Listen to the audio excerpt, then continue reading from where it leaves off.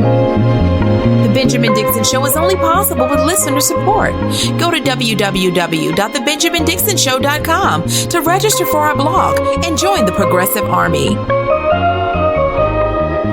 Welcome to the Benjamin Dixon Show. I am your host, Benjamin Dixon. Today is Monday, April 6, 2020. Thanks so much for joining us.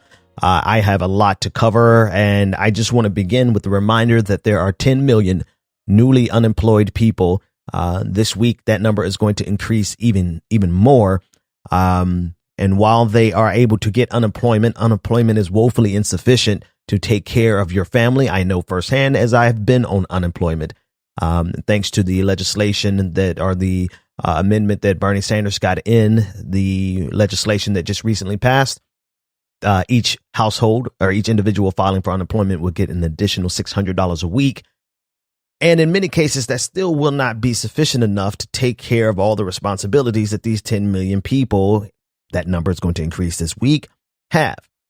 But even more significantly, those people have lost access to health care. They have lost their health care at the beginning of a pandemic. And it is not an option. COBRA, anybody who's been unemployed, you know, COBRA is cost prohibitive. And I bring this to our attention because no one seems to be concerned about this fact. Well, almost no one. There's a handful of progressive leaders who are concerned with it.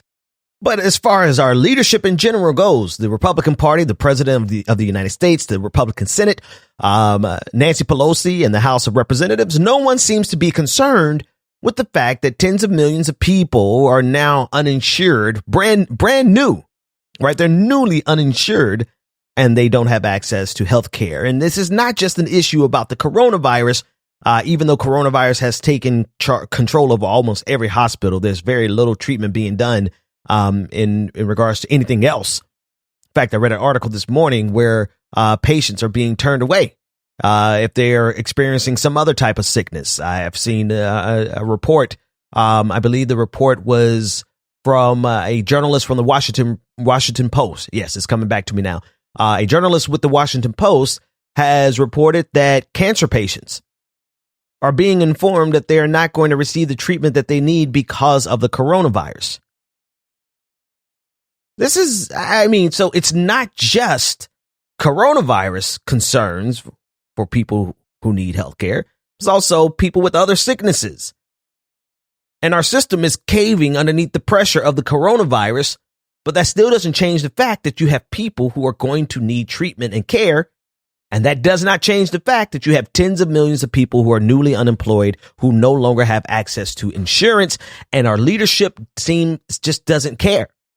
They don't care. Where are they doing anything about it? I've got a ton of media for us to go through today, but I just got to get this off my chest. Also, I have an interview with Malaika Jabali. I was going to put it out over the weekend, but I decided to wait till today. So this is going to be an extremely jam-packed episode. But I just got to get this off my chest at the beginning, at the top of this show. If anyone was really concerned, then they really have a way of showing a level of fecklessness that should be just as troubling as the possibility of these people not being concerned. In other words, if Democrats actually care about the people, then they are showing a level of incompetence when it comes to opposing Donald Trump that is just as disturbing and alarming as if they just didn't care about us at all. I mean, something's got to be true, because where's the opposition to Donald Trump? Donald Trump is out here peddling snake oil. He's out here attacking our healthcare system. He's attacking the doctors. He's attacking the nurses. He's attacking everybody. And we don't have any meaningful opposition. And when I say opposition, I don't just mean in the court of public opinion. I mean actually using the political machine to challenge this president in a way that we have not seen. Donald Trump is able to get out there and do whatever he wants to do, say whatever he wants to say. He has the platform, the bully pulpit. He calls press conferences at a whim because he just likes it. And guess what? His approval rating is going up. I'm looking at 538.com. They tracked his approval rating for the since he came into office. And his disapproval rating at the height was somewhere around 57% who disapproved of Donald Trump. It has trended downwards since this epidemic, and now his disapproval rating is only at 50.3%. 45.4% approve of how Donald Trump is handling this coronavirus. And mind you, he's already braced America to accept about 200,000 casualties. I've said this on Twitter. I said this on the show last week. It's very rare when your political machinations, your political maneuvering, right? It's very rare that your political maneuvering can line up with righteous indignation. In other words, it's rare when the right thing to do is also the politically expedient thing to do. And here the Democrats have been given an opportunity to do what's moral, what's just, what's right, what will save lives. And where the hell are they? Jim Clyburn from South Carolina. Everybody's so in love with Jim Clyburn now because he delivered South Carolina to Joe Biden. Apparently I can do a pretty decent Jim Clyburn impersonation.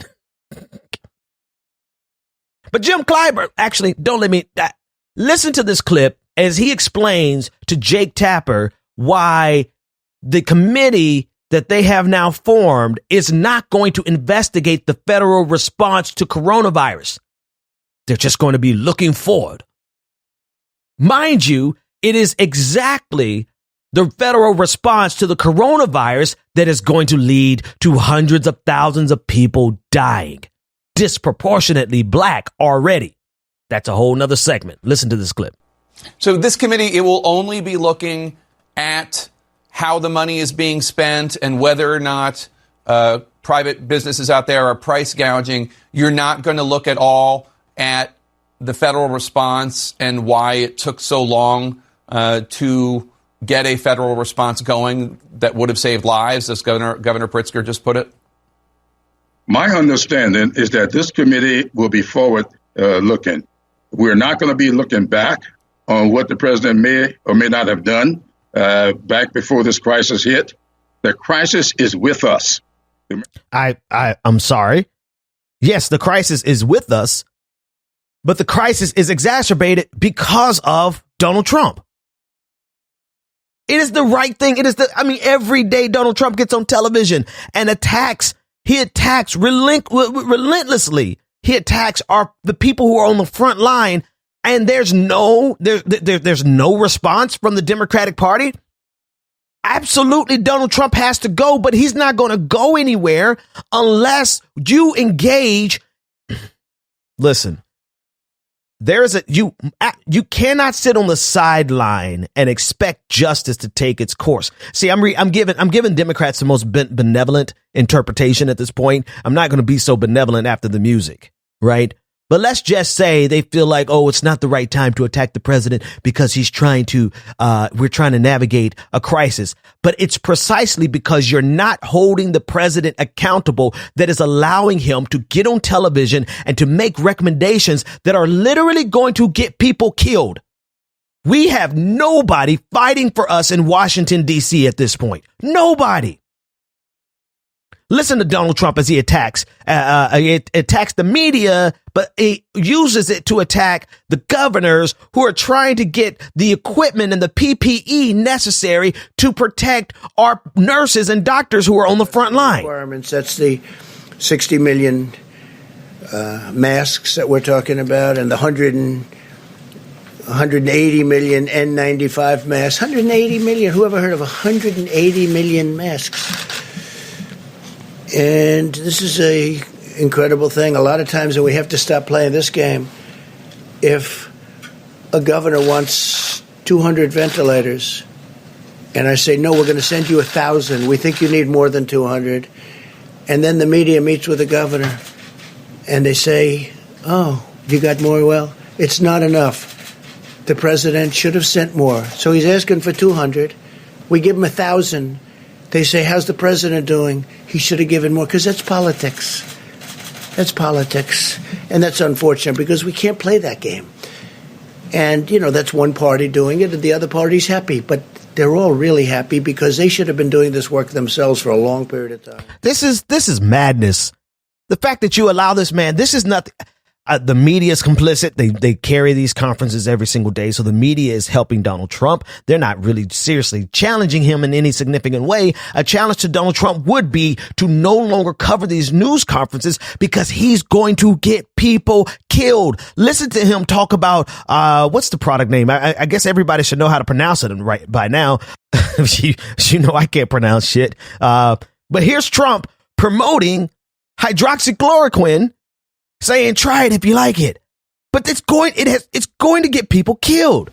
But hydroxychloroquine, try it if you'd like. I mean, we can't get the media, right, to set up an interview with like a Democratic leader and a scientist, a series of doctors and scientists to either say, yes, this may work, or no, this is absolutely something that you should not have or should not be doing. No one is directly challenging the president of the United States. And I think part of it is because, well, I think it's a lot of things. Number one, it's because it's controlled opposition. The Democrats really have no interest.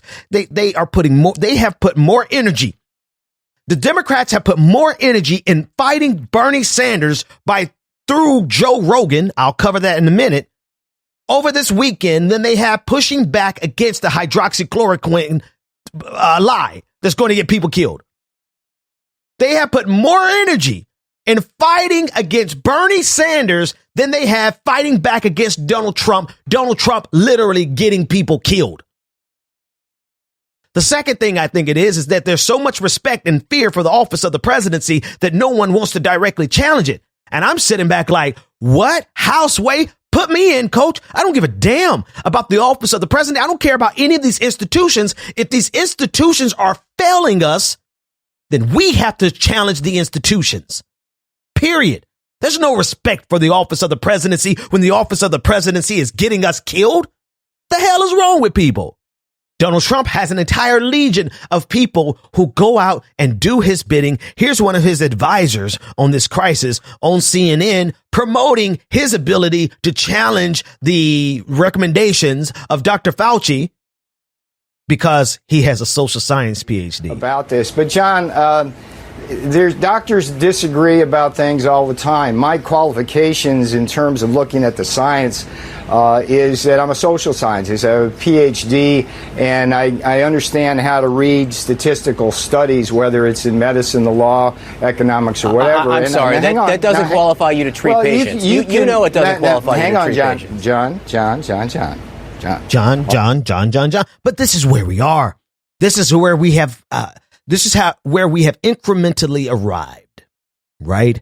This anti-science, this lack of opposition, this fear of the Democratic Party, of the progressive movement. So they put all of their best machinations into stopping the Democratic Party with zero effort to stop Donald Trump in the hour in which we need the greatest political opposition that we have ever seen. Because not just for the sake of opposition, don't do opposition for the sake of opposition. You do opposition for the sake of the moral and the principled thing to do. Principled opposition. Donald Trump is getting people killed, and yet there's not a daily news broadcast. There's not a daily press conference, rather, from the Speaker of the House.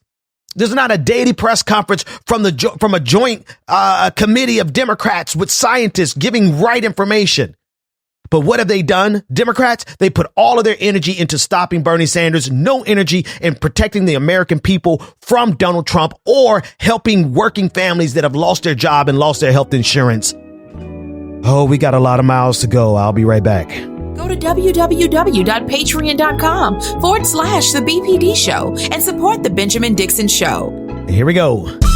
Very special welcome to all of our newest patrons. Very special thank you to Talisha Conklin. Thank you for becoming a patron. Barney Rubble. Thank you for becoming a patron.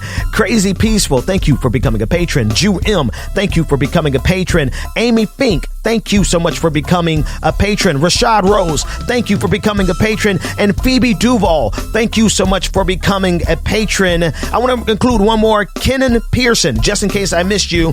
Thank you so much for becoming a patron. You too can become a part of this prestigious and this prodigious patron family by going to patreon.com/the BPD show, where you get twice the content without any of the advertisements like you're going to get somewhere right about here. Yep. All right. That's the thing, man. Look, the thing that is seriously infuriating is that there is no opposition whatsoever at the moment where we need opposition to save lives, right? I firmly believe that if a president, by all indications, by everything that the Democratic Party and the Republican Party have shown us, if there was a president to get in power who would be as reckless who would approach helping Americans, helping the labor force, helping working families, helping marginalized communities, if we ever had a president who approached helping hurting people with the reckless abandon that Donald Trump is hurting people, I honestly believe at this point that we would have the greatest bipartisan opposition against that president. In other words, if somebody got in there and did some good, we would see an unprecedented opposition to oust that president. Everything. Tell me, if you don't think I'm right, show me how I could be wrong. Because all indications show us the Democrats put all of their energy, their best political maneuvering. I mean, the move that they made before South Carolina was right after South Carolina, before Super Tuesday was it was brilliant, right? They show the discipline. They show the ability to pull down people with their ambition and get them in line. And, they coalesced around Joe Biden. It was a masterstroke of political machinations. And yet they have not done anything like that to oppose Donald Trump. They barely wanted to impeach him. And then they impeached him with the narrowest scope imaginable, where it was dead on arrival. It was dead on arrival, not just because the Republican Party had control over the Senate. It was dead on arrival because they did not cover all of the corruption. They did not cover all of the different ways that Donald Trump has been fleecing America. It was the most pitiful attempt. And then they sped through it because it was like, okay, let's just get it done. The American people are demanding an impeachment, so let's just get it done. Nancy Pelosi. But they put their very best efforts into stopping the progressive movement. Why? Because the progressive movement is trying to deliver tangible material benefits for hurting Americans. Now, you tell me, based on all indications, based on everything that they say, based on everything that they don't say, based on everything that these people in power do, I have no doubt that if a Democratic Socialist president got in there and was helping Americans with the reckless abandon that Donald Trump is harming Americans, that they would unify and they would oust that president with the quickness of a CIA coup in South America. That's what's infuriating about this. And also because they have this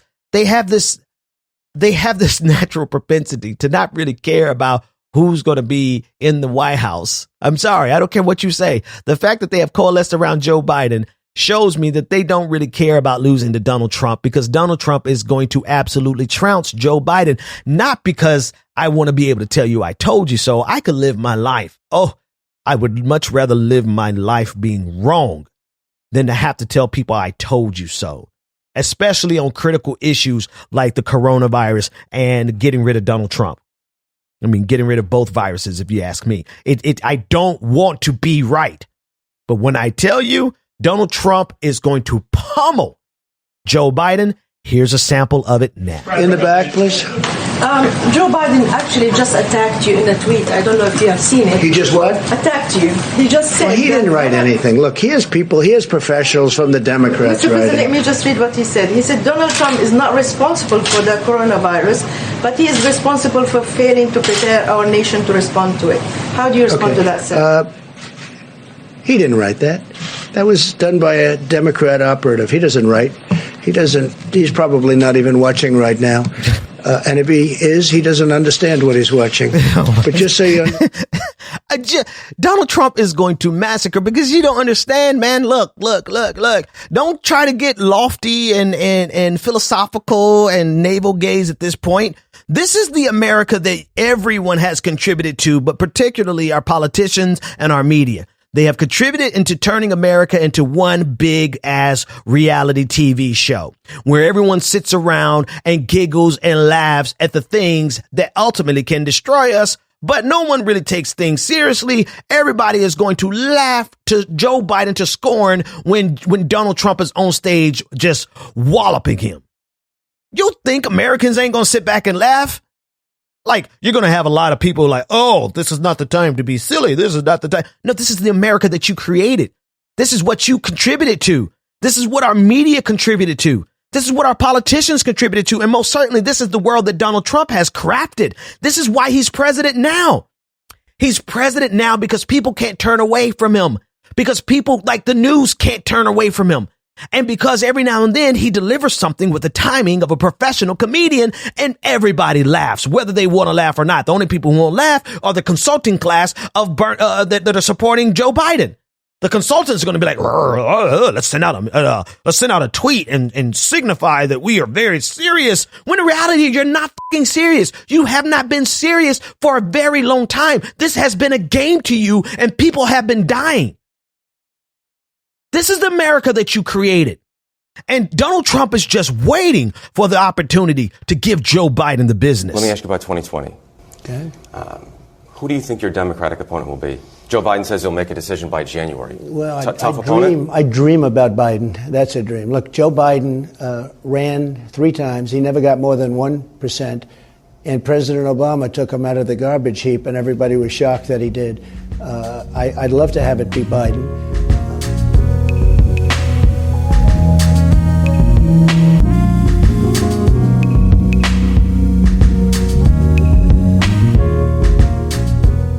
This is the real issue with the Democratic Party. They've essentially made us all morons. Yeah. With this Joe Biden thing. They really have. They Can you made us all imagine? morons. Who do we need? I mean, I can't vote for that guy. I can't vote for him. I can't vote for him.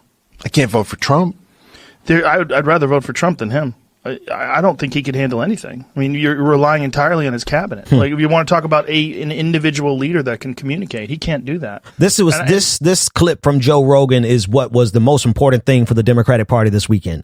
This clip from Joe Rogan saying that he could not vote for Joe Biden, but he would rather vote for Donald Trump than Joe Biden. Now, I'm not going to ever, in my life, ever vote for Donald Trump. I mean, it's just not physically possible for me to do it. I'll lift up my hands and, well, actually, we're not going to go to the polls, but let's say we were going to the polls and there wasn't a pandemic. I'd lift up my hands to pull the lever for Donald Trump and my hand would just disappear into like ashes. Like it'll melt, right? I'm physically incapable of voting for Donald Trump, but that doesn't mean that there are not millions of people who saw something in Bernie Sanders that they just don't see in Joe Biden.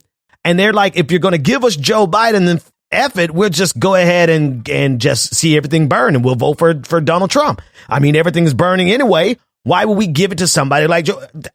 That's I can't stop them. I don't control Joe Rogan. I don't control the independents. But there are such things as independents and Republicans who say, okay, Donald Trump is a mess, so we would go with Bernie Sanders. But you can't expect us to support someone who is as incoherent as Joe Biden. And the only thing that he said in this clip that was right is that the Democratic Party is making fools out of everybody. The Democratic Party is making fools out of everybody because they are propping up someone who is so incoherent that he cannot handle a live stream on his own. He had to bring his wife, Dr. Jill Biden, had to come on the live stream. And for the first 2.5 minutes of their live stream, she facilitated everything. And then finally, Joe Biden said something in the live stream. That's how utterly incoherent he is. And the Democratic Party is like, oh, no, this is our guy. Here's Joe. He's running. Look at his picture. He's running. He looks like he's energetic and young. In reality, he can't string a coherent thought together to save our lives. And here's the other thing. This shows you how committed they are to defeating the progressive movement more so than they are committed to defeating Donald Trump. Because they would rather use this clip as an example of what's wrong with the progressive movement than to say what's wrong with Joe Biden, because in any other circumstance, they embrace war hawks. It's totally okay for them to embrace the Jennifer Rubins of the world, the David Frums of the world, all of these quote unquote never Trumpers who are 100% complicit with everything that led to Donald Trump. David Frum goes all the way back to the Iraq War. Right. So it's okay if you are the type of murderous Republican that kills millions of Iraqis and gets thousands of American troops killed, just so long as you aren't the type of Republican that would vote for Bernie Sanders, but not Joe Biden. It's okay, to accept the endorsement of a racist Republican oligarch who stalked children and irrevocably harmed the lives of millions of black and brown New Yorkers. Mayor Bloomberg, totally okay for that. That's not a problem. We embrace, like Joe Biden actually tweeted out his support, his gratitude to Michael Bloomberg, who turned around and reneged on his offer, by the way. Michael Bloomberg, who said he was going to keep the entire operation running the entire time, all the way through the election day, fired his entire staff and donated $18 million, his pocket lint. Not his pocket change, his pocket lint, after spending $1 billion on his personal vanity campaign. It wasn't even about vanity so much as it was about protecting himself from the wealth tax of Bernie Sanders and Elizabeth Warren. But I digress. The point is, the Democratic Party is totally okay with that type of racist because that type of racist has money to give them. Meanwhile, they aren't saying shit to oppose Donald Trump right now in America's darkest hour, when he is literally going to be the direct cause of hundreds of thousands of Americans dying. The Democratic Party is not putting up any significant opposition to him, so much so that he's about 50-50 in the approval ratings. You can't tell me these people aren't more concerned with stopping a progressive movement than they are stopping Donald Trump. Get the hell out of here.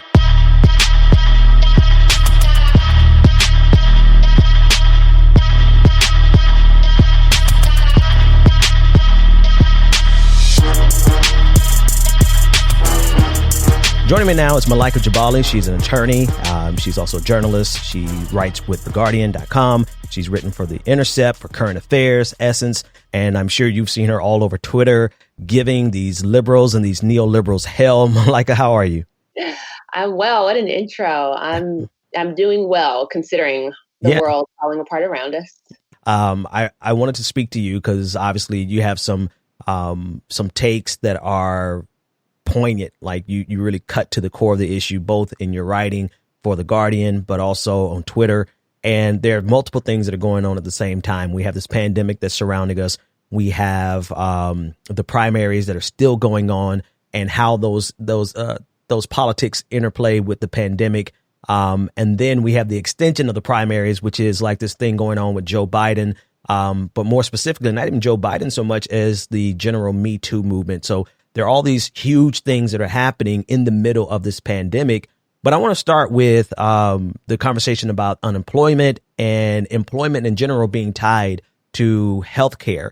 And now that we are at 10 weeks, we're at 10 million, 9.9 million people who have filed unemployment claims in the past 2 weeks. And we see now more than ever why healthcare should not be tied to your employment. It's a no-brainer for those of us who I believe are engaging in good faith, but yet and still we have the front runner for the Democratic nomination, along with the entire Democratic establishment, looking dead smack in the face of 10 million people who are now losing their income as well as their insurance, saying, oh, well, let's just expand, let's just protect, rather, the Affordable Care Act, also Obamacare. What are your thoughts?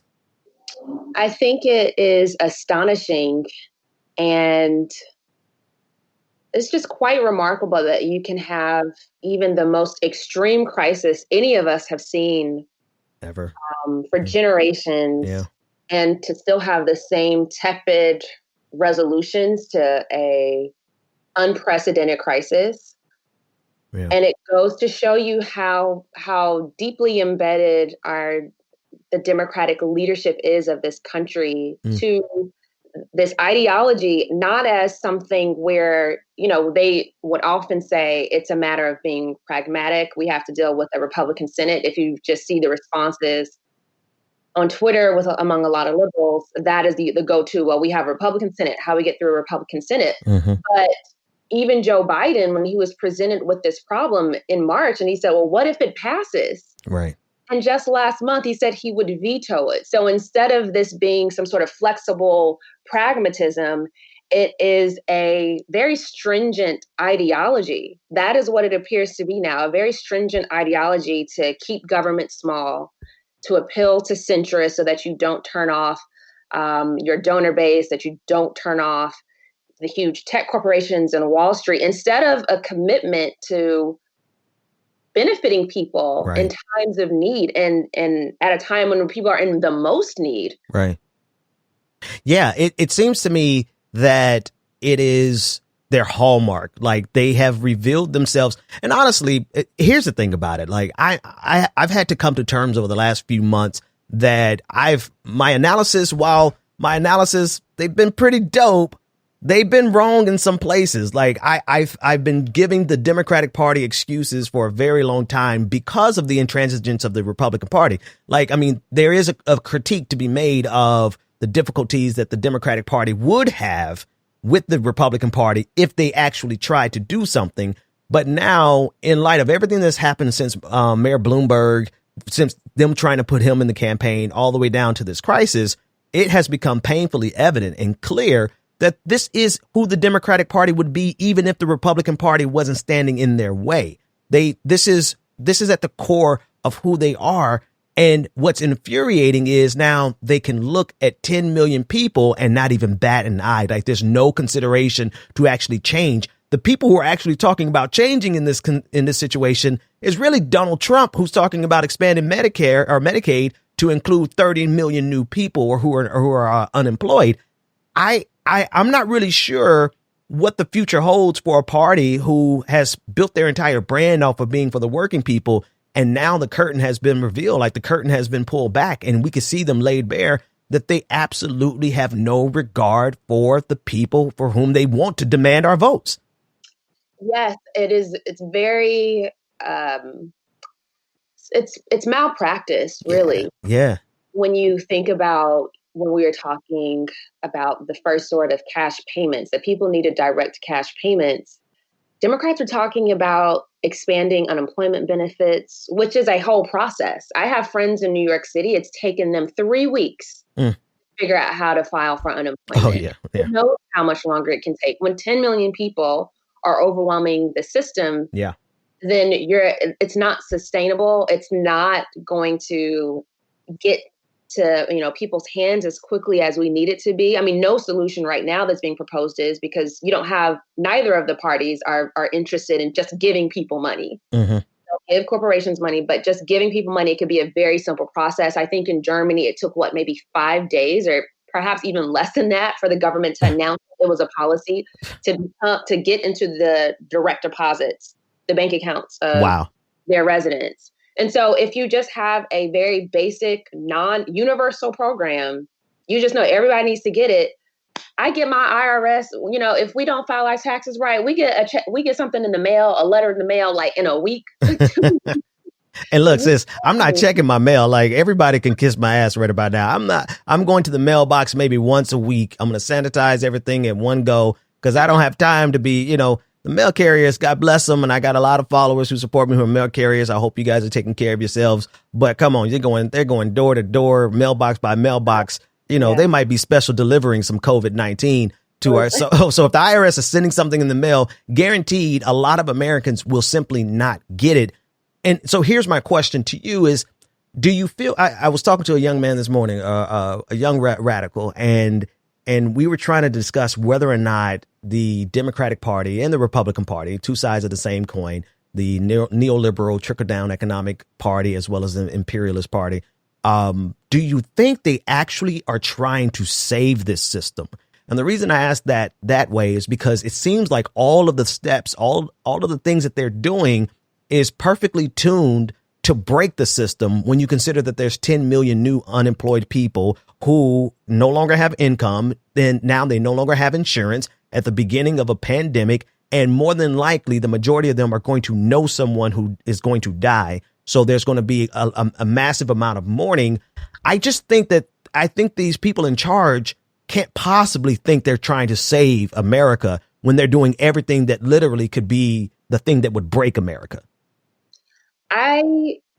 It's hard to tell because it doesn't make sense. And I think the big strategy of the Democratic Party has been to have sweeping rhetoric about the problems and that we need justice, that we need intersectionality. We need all these things that social justice, they've co-opted social justice terminology and the terminology of, sociologists who really care about this work and activists who care about this work to apply to their means-tested programs. So it's hard to tell how much of that is legitimate strategy where they think that it can help, how much of it is ignorance and recalcitrance because they're used to only this strategy, and how much of it is simply based on their unwillingness to depart from, again, their donor base who does not want these things. When you're talking about on a national level, congressional leaders who have to fundraise, who have to raise money. Yeah. So, it could be a mix of those three things in varying degrees, but right now people just want answers. They don't want the rhetoric that they've espoused for the past 40 years.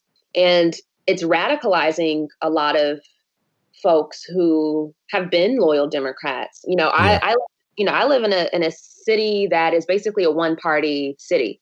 Democrats have run New York City, and we still see unemployment. We still see high rates of wealth inequality. We still see high rates of gentrification and displacement, of lack of affordable health care. And for me, that radicalization has happened because the Democratic machine here has such a stronghold that people like, AOC is like kind of once every decade or two. It's very hard for that politics to break through. Pretty white TT, pretty white TT, pretty white TT, pretty white TT. I'm really concerned with what I'm seeing, particularly in social media spaces, some of the leadership, some of the main voices who were really pushing the Me Too movement. And at the core of the Me Too movement, I believe, and correct me if I'm wrong, was the attempt to flip it on its head, where in the past we have not believed women. We have given the benefit of the doubt immediately to the men in the conversation. And the Me Too movement came for better or for worse. A lot of times it was for the better. Like, they got Harvey Weinstein up out of the paint, right? We've seen them do some really good things. And one of the things that I saw it do was to flip it on the head, where now we're going to give the benefit of the doubt to women. We're going to listen to them. We're going to at least hear them. And then people extended that to say, okay, we're going to hear them and then we're going to believe them. And now we have a situation where hearing them and believing them means that it goes right up against the person that a lot of these people have endorsed for president of the United States, Joe Biden. I'm disappointed.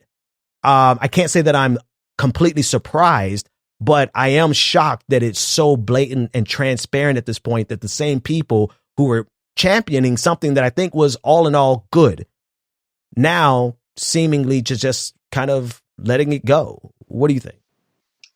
It's an issue of power, and no matter what your ideology is on whatever side of the spectrum, whether you're a liberal, whether you're a socialist, whether you're a conservative, if there is a threat of retaliation against you, or if there is the potential to not be sort of in the in-group, in whatever social club you belong to, by pushing against somebody with power, then people refrain from it. I mean, it's human nature. So if we think about the Me Too movement, that came after maybe 2 decades of people knowing that Harvey Weinstein had predatory behavior. Yes. And so all the women who came out of that movement, who felt comfortable finally talked because somebody else talked. They talked because there was a very rigorous investigation, very rigorous reporting that made it seem more safe to talk. Yeah.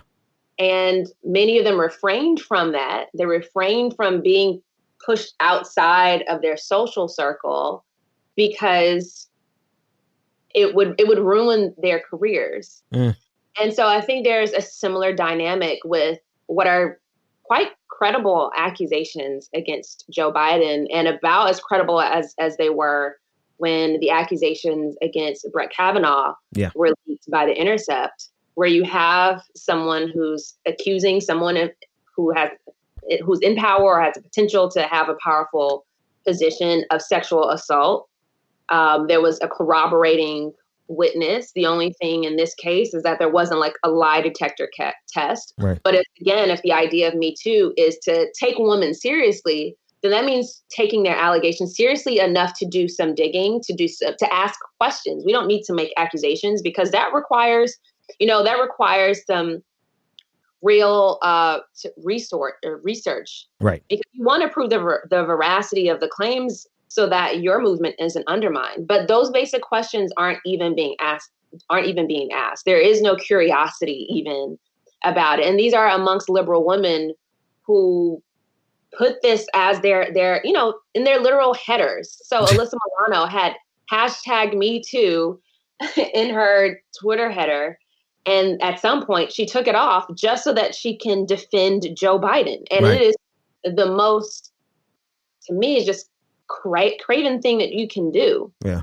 Where you once led this movement, and an important movement. I mean, I don't mean to cut you off, but it has been so critical in just changing the dynamics, right? Like men, even if men just happen to think twice about making unwanted passes or assault or anything like that because of the work that the Me Too movement did, that has been a value add to our society. And they have just kind of, they've removed it out of their bios. Like, what the hell, man? Like, and I want to direct the conversation just a little bit here, because you said something in the very first sentence that is critical. And I've been talking about it on my show. It's about power and what happens when new information comes that threatens your power. And like you said, it's human nature. Human nature. All of us have a propensity to reject information that challenges our power. And so what I like to talk to my audience about is, what do we do, like, as individuals? Like, I like to think, Ben Dixon, I'm above the fray, but what am I going to do when information comes that challenges my power? Am I going to remove my variation of Me Too out of my bio? Am I going to relinquish something that I previously believed in order to protect my power? Are we in the same boat and it just hasn't hit us yet? I think we've seen it to some degree. There was the firing of, not firing, but when Al Franken resigned because of allegations against him. And I think it was because he kissed somebody. No, the picture came out of him on the military jet where they were going to do a comedy show, and he was groping a woman in her sleep. Ah, that's right. Which is disgusting. Yeah. And he resigned. So, I mean, I think that shows you what happens if this is among progressives. I think there's some people who still push back on it. That's their prerogative.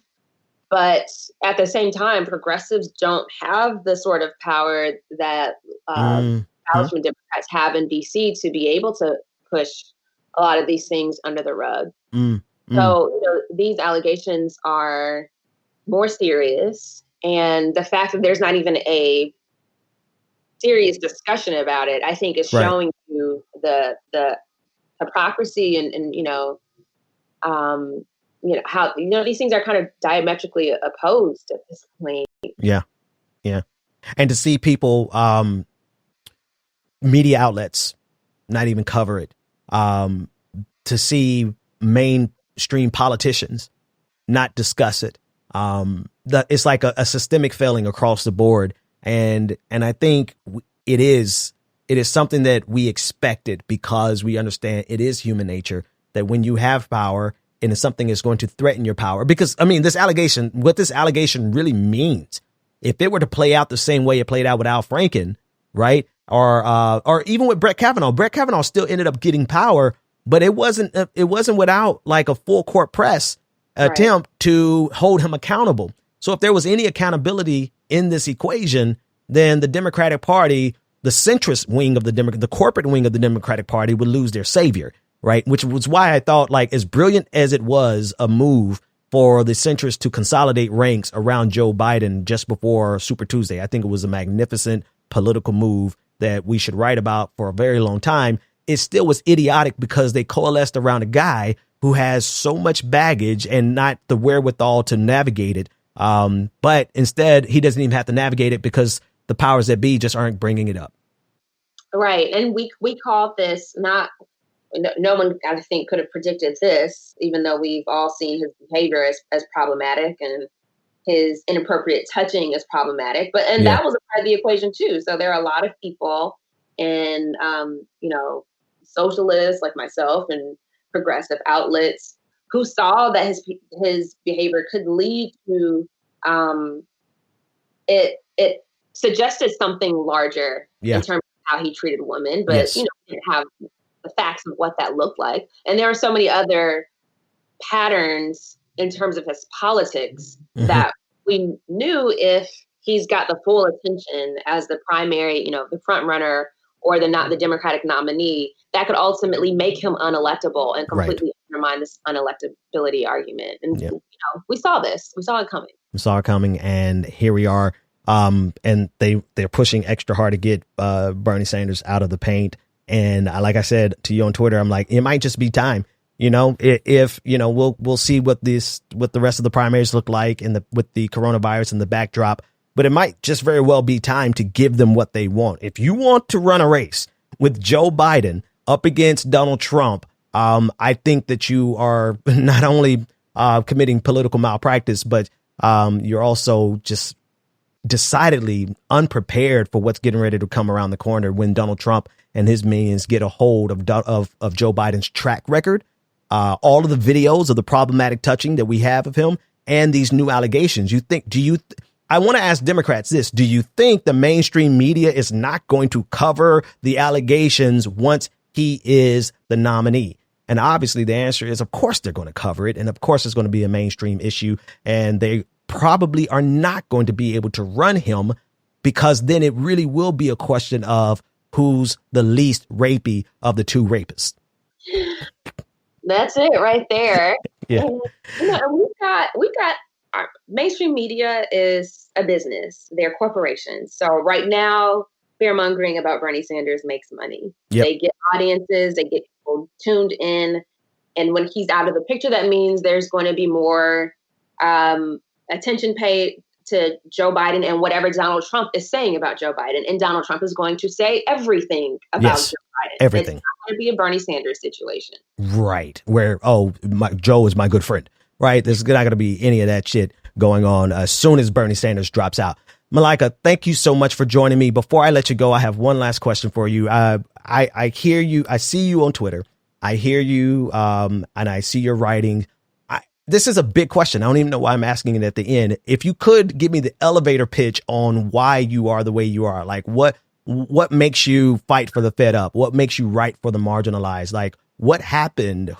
Where did that come from? Because not everybody has that. Yeah, I think I was lucky. I have a pretty radical family. My grandmother was on my dad's side was in the Nation of Islam. I grew up under Black liberation theology. So we talked about Jesus, like literally our prayers would end in Jesus being revolutionary Black Messiah. So, so it's more the question of how would you not end up here then? Like this is the natural.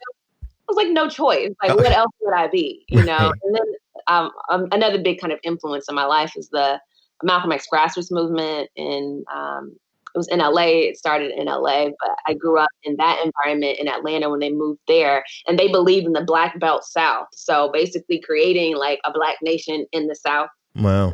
These, you know, they called it the Black Belt, connecting all these contiguous counties. And they were radicals and socialists. So again, you know, I had the fist coming out of my mama's womb.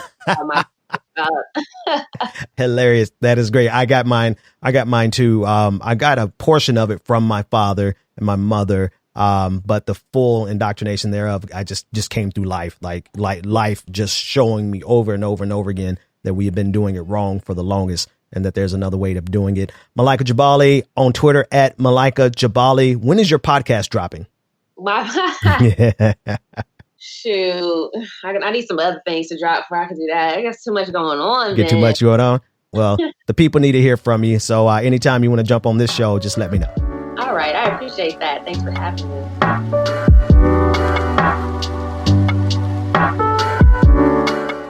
Let me drop this on you. Chicago's population is 23% Black.